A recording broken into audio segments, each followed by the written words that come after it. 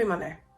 Thank you for joining me for this week's Unlocking the Magic of Leadership. Now, this week we're going to be talking all about inspire yourself and others. And I happened to get very inspired by my seatmate when I was on an airplane. So I was coming back from an event and it had been an amazing day, but an exhausting day. And so as soon as I got on the plane, I put on my headphones, completely checked out, watching Chicago Med, and wasn't paying attention to anything around me. There was something that told me that I should have a conversation with the gentleman next to me. But I ignored the voice because honestly, I didn't want to. So I went back into my show. Then at another point, something happened. We engaged and I listened to the voice. I took off my headphones and I was like, all right, let's have a conversation.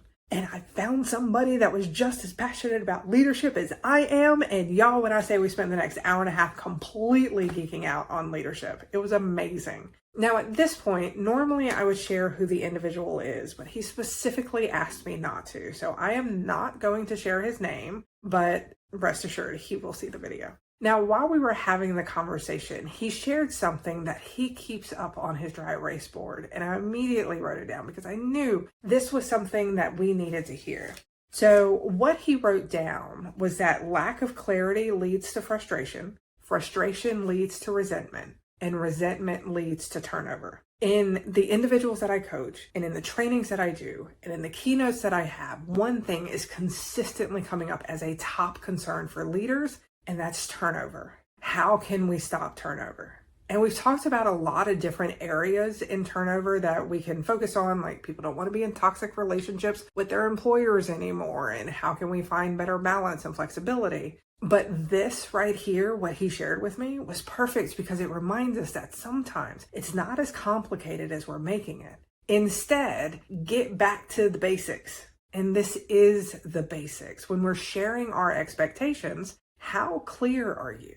Are you sharing it once and then never sharing it again and getting frustrated when people aren't following up? Or are you expecting people to read your mind, either intentionally or unintentionally? So what we're going to do is share 3 tips on how you can make sure that you are sharing and maintaining expectations with your team. So the very first thing that is important when we're considering sharing expectations is to also share the big picture, the why behind why something is an expectation. Now, this gentleman works in the fast food industry. He's an owner-operator for a fast food chain. And one of the things that he brought up was talking about the need for dress code, ensuring appropriate dress code. When you're working in fast food, a lot of times you're working with people and it's their very first job. And they don't understand the need for making sure that uniforms are pressed and clean. And you have everything from your uniform down to the belt, down to the shoes, all of the pieces. Now, the why behind that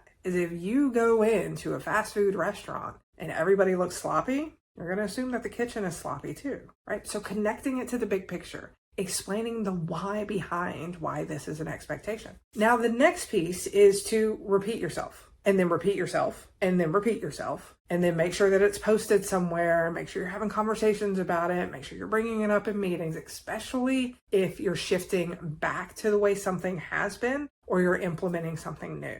Think about the best commercials or taglines that we know of. Nike, Just Do It, McDonald's, I'm loving it, Burger King, Have It Your Way. All of these reasons why we know these is because it's repeated again and again and again. As humans, we connect importance to how often we hear it. So if you only hear it once, it's not going to be that important. So make sure you are repeating yourself. And then finally, and these aren't the only 3, I want to be very clear, but these are the top 3 to get started.